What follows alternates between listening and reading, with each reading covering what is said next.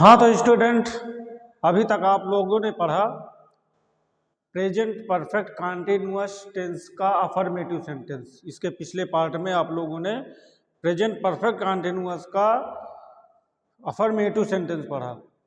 आज आपको मैं बताऊंगा प्रेजेंट परफेक्ट कॉन्टिन्यूअस टेंस का निगेटिव पार्ट।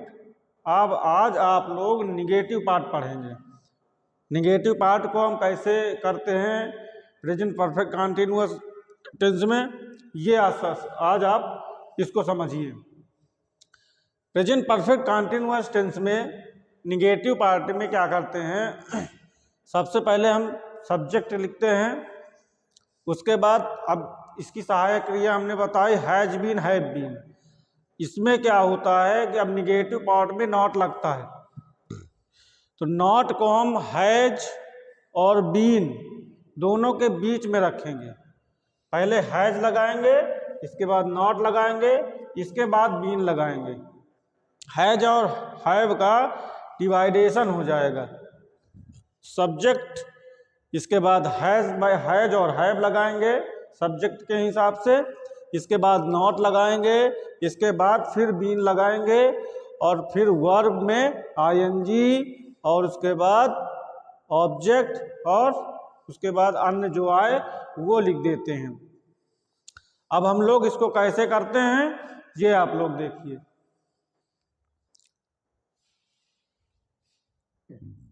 इसका एग्जाम्पल देखिए।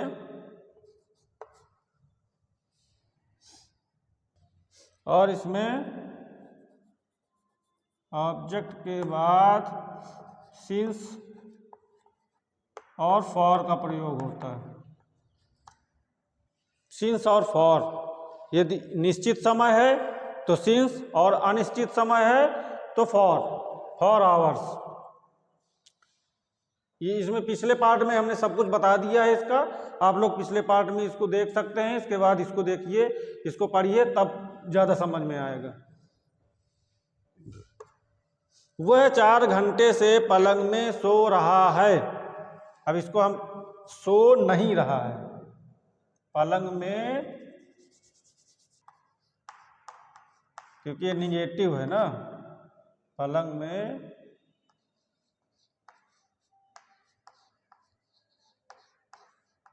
नहीं सो रहा है।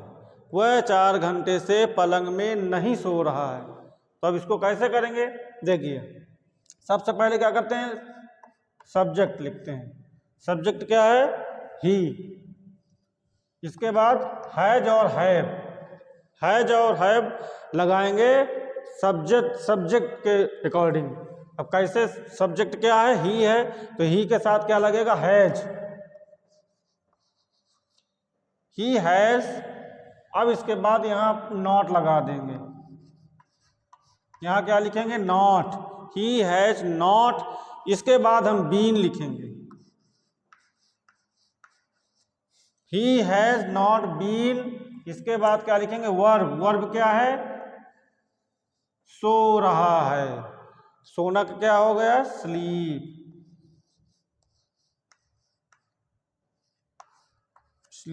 और इसकी फोर्थ फॉर्म लगेगी आईएनजी, स्लीपिंग।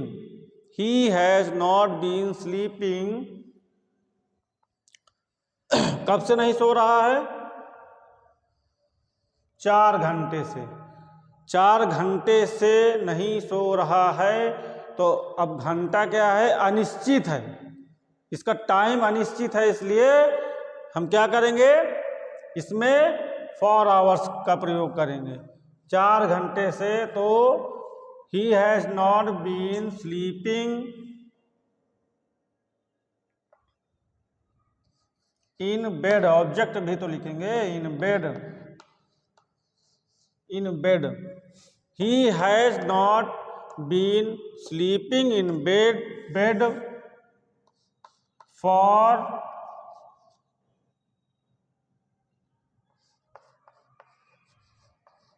4 आवर।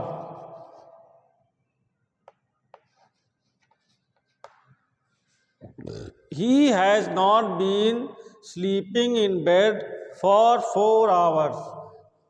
अनिश्चित समय है, इसलिए हमने इसमें फॉर आवर्स का प्रयोग किया है। ये 4 आवर्स, फॉर 4 आवर्स। और निश्चित समय होता तो सिंस o'clock। अब इसको आप समझें। अब आगे का एग्जाम्पल देखते हैं। तुम 3 बजे से सब्जी नहीं खरीद रहे हो। सब्जेक्ट क्या है? यू। केस के बाद इसमें हैज और हैव। अब सब्जेक्ट क्या है? यू। तो अब यू के साथ, यू क्या है? प्लूरल है। प्लूरल में क्या लगेगा? हैव। यू हैव, इसके बाद नॉट, इसके बाद been. You have not been, verb क्या है? खरीद रहे हो।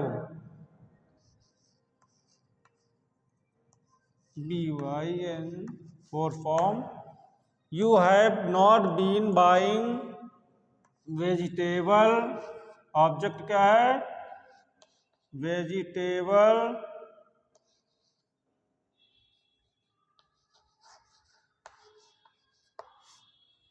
You have not been buying vegetable. इसके बाद क्या होगा? अब क्या है? 3 बजे से। You have not been buying vegetable 3 बजे से। तो ये निश्चित समय है 3 बजे, क्योंकि 3 बजे से सब्जी नहीं खरीद रहा, इसलिए ये समय निश्चित है। निश्चित समय में क्या लगाएंगे? Since o'clock। 3 सिंस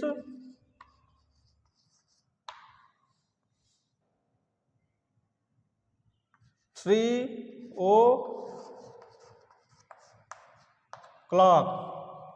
निश्चित समय है, इसलिए ये लगाएंगे हम since o'clock। You have not been buying vegetable since 3 o'clock। ये निश्चित समय है।